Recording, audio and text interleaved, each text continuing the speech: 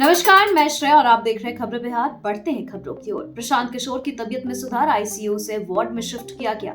बिहार की राजधानी पटना में मेदांता अस्पताल में भर्ती जनसुराज पार्टी के सूत्रधार प्रशांत किशोर की तबीयत में सुधार आया है। उन्हें गुरुवार को आईसीयू में वार्ड में शिफ्ट किया गया था और बता दें कि फिलहाल उन्हें आइसोलेशन में रखा गया है। अभी अस्पताल से छुट्टी नहीं दी गई है।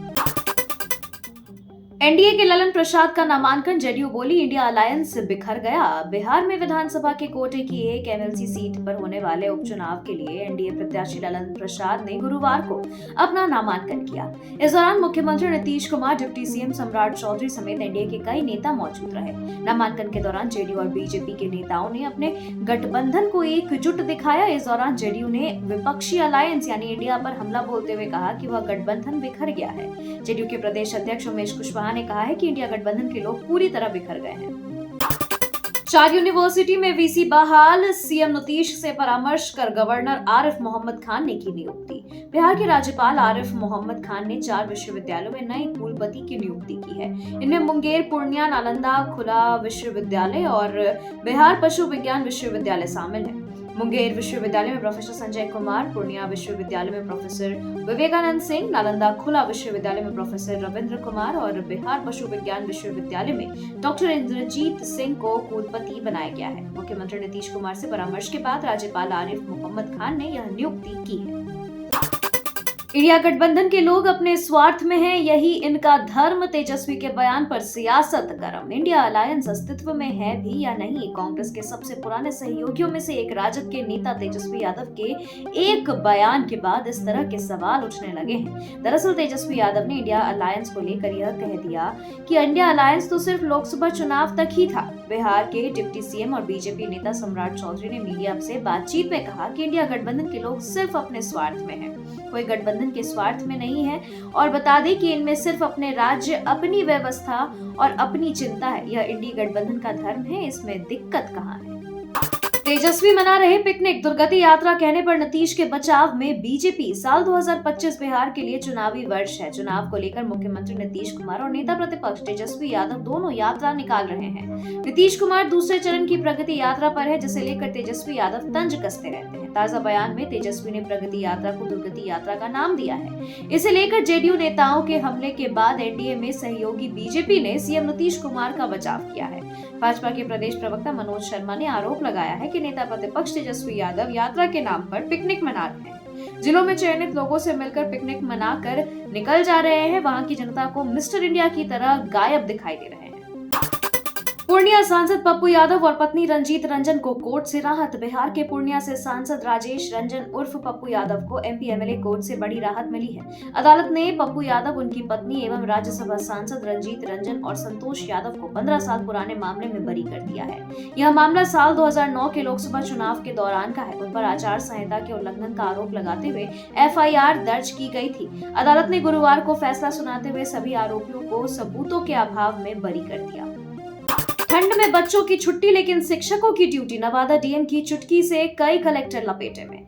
बिहार में शीतलहर के कारण कई जिलों में छोटे बच्चों के लिए सरकारी स्कूल में छुट्टी कर दी गई है, लेकिन शिक्षकों की ड्यूटी लगी हुई है। इसको लेकर शिक्षकों के बीच काफी आक्रोश है। नवादा की डीएम रवि प्रकाश ने सोशल मीडिया साइट एक्स पर एक पोस्टर शेयर किया है, जो किसी ने उन्हें व्हाट्सएप पर भेजा था। 2016 बैच के आईएएस अफसर रवि प्रकाश ने जो पोस्ट शेयर किया है वो इस बात पर है कि ठंड बर्दाश्त नहीं हो रहा है, इसलिए छुट्टी दे दीजिए, लेकिन ऐसी छुट्टी मत दीजिए कि सिर्फ शिक्षक को आना पड़े। बीपीएससी परीक्षा का मामला पहुंचा हाईकोर्ट, अभ्यर्थियों की फिर से एग्जाम की मांग। बिहार लोक सेवा आयोग की 70वीं प्रारंभिक परीक्षा में गड़बड़ी की शिकायत को लेकर अभ्यर्थियों के एक दल ने पटना हाईकोर्ट का दरवाजा खटखटाया है। छात्रों ने इस परीक्षा को रद्द कर नए सिरे से एग्जाम कराने की मांग की है। इस संबंध में हाईकोर्ट में एक याचिका अर्जी दायर की है। इसमें गत 13 दिसंबर को हुई सिविल सेवा पदों के लिए प्रारंभिक परीक्षा में गड़बड़ी के आरोप लगाए गए हैं। यह अर्जी परीक्षार्थी पप्पू कुमार एवं अन्य की ओर से दायर की गई है।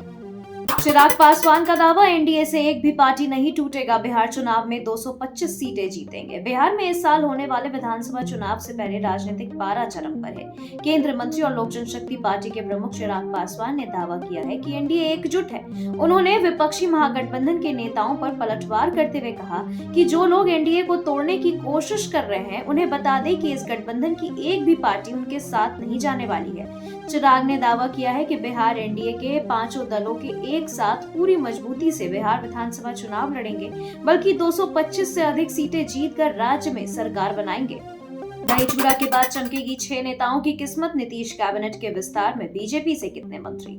आमतौर पर मकर संक्रांति के बाद बिहार में कुछ नई राजनीतिक चीजें होती हैं, लेकिन इस दही चूड़ा के बाद मुख्यमंत्री नीतीश कुमार किसी राजनीतिक खेल की संभावनाओं को और कम करते हुए अपने कैबिनेट का विस्तार कर सकते हैं।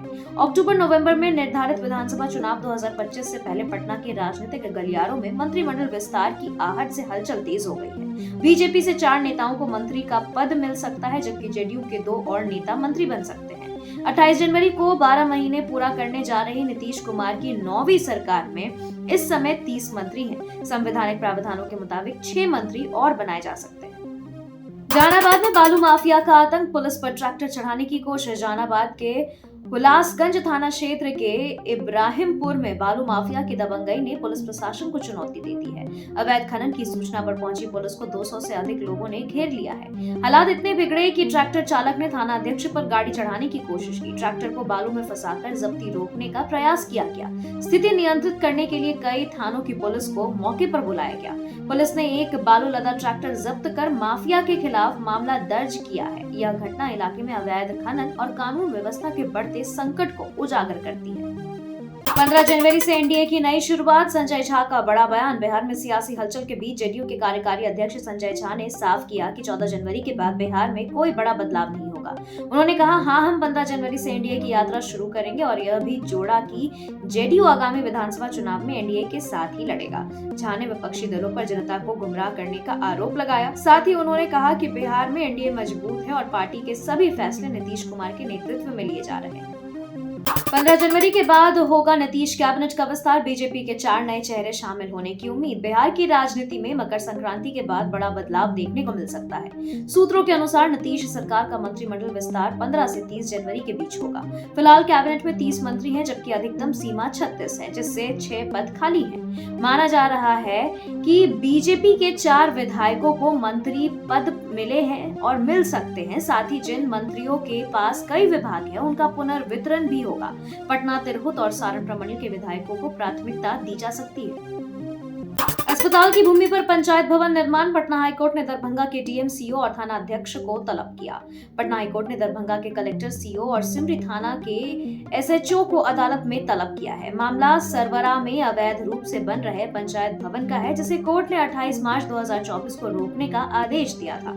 अधिवक्ता अमरेंद्र नाथ वर्मा ने कोर्ट को बताया कि जिस भूमि पर पंचायत भवन बनाया जा रहा है, वह अस्पताल निर्माण के लिए दान दी गई थी। कोर्ट ने राज्य सरकार से पूछा है कि अस्पताल के लिए दी गई भूमि पर पंचायत भवन का निर्माण क्यों हो रहा है। हाईकोर्ट ने इन अधिकारियों से जवाब तलब करते हुए पूछा कि क्यों न उनके खिलाफ अवमानना का मामला चलाया जाए। प्रशांत किशोर को बिना पेपर बेऊर जेल ले गई पुलिस, गलत धाराएं भी लगाई। वकील ने बताई अंदर की बात। जनसुराज के नेता प्रशांत किशोर की गिरफ्तारी, कोर्ट में पेशी, जेल, बेल और रिहाई में बड़े बड़े खेल हुए। गुरुवार को पटना में प्रेस कॉन्फ्रेंस बुलाकर प्रशांत किशोर ने वकील, पार्टी के नेता और आईपीएस ऑफिसर रहे आनंद मिश्रा के अंदर की बातों का खुलासा किया। कहा कि प्रशांत की गिरफ्तारी प्रकरण में पुलिस ने बड़ी बड़ी गलतियां की और प्रशांत किशोर को फंसाने के लिए गलत धाराएं उनके खिलाफ लगाई। अधिवक्ता अमित कुमार ने कहा है कि कस्टडी ऑर्डर के बिना ही पुलिस उन्हें बेऊर जेल ले गई, लेकिन जेल के अधिकारियों ने रखने से मना कर दिया। इंडिया गठबंधन राज्यों में अप्रभावी, जेडीयू पर भाजपा से जुड़े होने की आरोप। बिहार विधानसभा में नेता प्रतिपक्ष तेजस्वी यादव ने बक्सर में पत्रकारों से बातचीत में कहा कि इंडिया गठबंधन केवल लोकसभा चुनावों तक सीमित था और राज्यों के विधानसभा चुनाव में इसकी कोई भूमिका नहीं है। दिल्ली चुनाव में कांग्रेस और आप के अलग लड़ने पर उन्होंने कहा कि बिहार में राजद और कांग्रेस हमेशा साथ रहे हैं।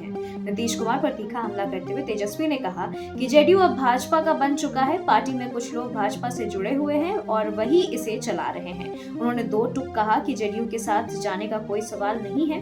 विशेष राज्य के दर्जे पर उन्होंने केंद्र और नीतीश सरकार की चुप्पी पर सवाल खड़े किए। लालू यादव को हटाकर पार्टी की पूरी बागडोर अपने हाथों में लेना चाहते हैं तेजस्वी। भाजपा के प्रदेश प्रवक्ता प्रभाकर मिश्र ने तेजस्वी यादव पर बड़ा आरोप लगाते हुए कहा कि राजद में सत्ता और पद को लेकर जबरदस्त घमासान चल रहा है। उन्होंने दावा किया कि तेजस्वी यादव अपने पिता लालू यादव को हटाकर पार्टी की पूरी बागडोर अपने हाथों में लेना चाहते हैं। भाजपा नेता मनोज शर्मा ने लालू परिवार पर तंज कसते हुए कहा कि सत्ता के लिए लालू परिवार बेताब है, लेकिन उनके बीच एकता का अभाव है। लालू यादव मुख्यमंत्री नीतीश कुमार को रिझाने में जुटे हैं, जबकि उनकी बेटी मिसा भारती इस दोस्ती को आगे बढ़ाने की वकालत कर रही है। भाजपा ने यह भी कहा कि राजद के इस अराजक स्थिति से पार्टी के कई नेता और कार्यकर्ता असमंजस में हैं और पार्टी छोड़ने की तैयारी कर रहे हैं। खगड़िया के निरंजन कुमार रेलवे की बंजर जमीन को हरियाली में बदलने वाले पर्यावरण संरक्षण। बिहार के खगड़िया के निरंजन कुमार ने अपने जुनून से रेलवे की बंजर जमीन पर हरियाली फैला दी है।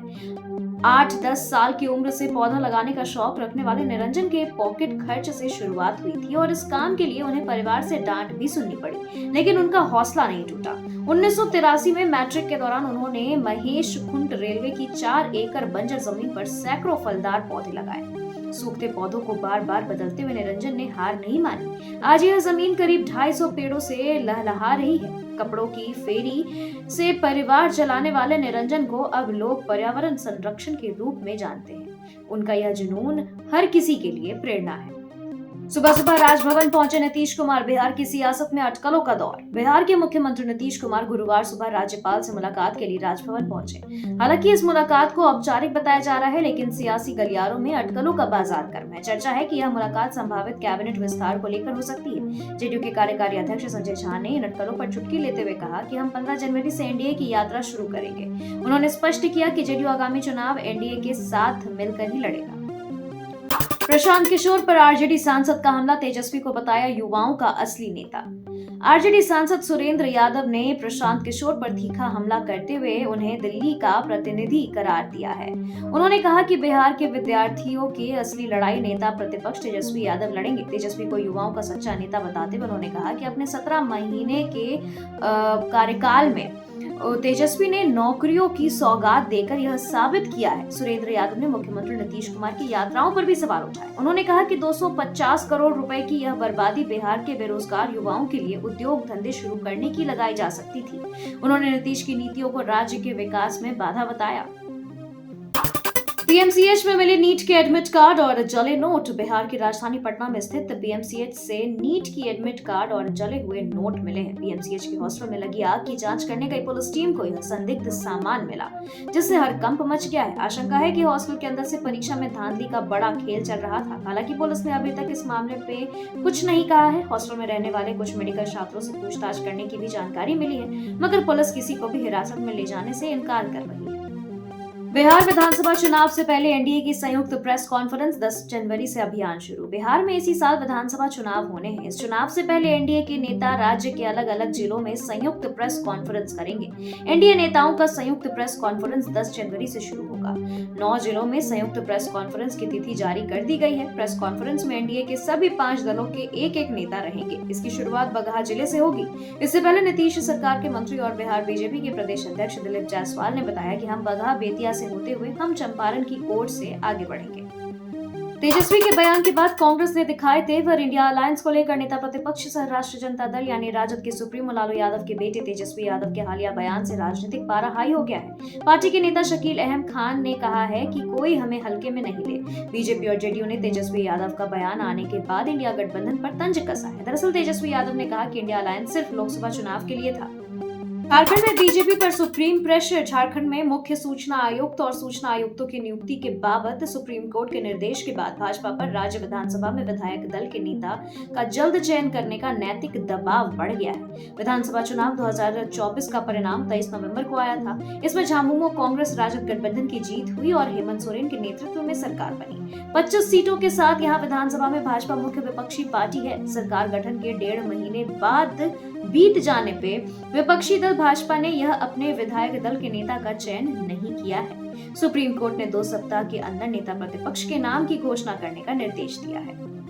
झारखंड में कांग्रेस की सक्रियता, जनता दरबार के जरिए पैठ मजबूत करने की कोशिश। झारखंड में 5 साल सत्ता में सहभागी रहने के बावजूद जो लाभ झारखंड मुक्ति मोर्चा यानी जेएमएम को मिला, वह कांग्रेस को नहीं। झामुमो विधायकों की संख्या आधा दर्जन से अधिक बढ़ी, लेकिन कांग्रेस के कई विधायक प्रत्याशी निशाना चूक गए। अब एक बार फिर कांग्रेस अपनी टीम को मजबूत करने के प्रयासों में जुट गई है। झारखंड के कांग्रेस मंत्रियों ने जनता के बीच अपनी पैठ मजबूत करने के लिए जनता दरबार लगाना शुरू कर दिया है।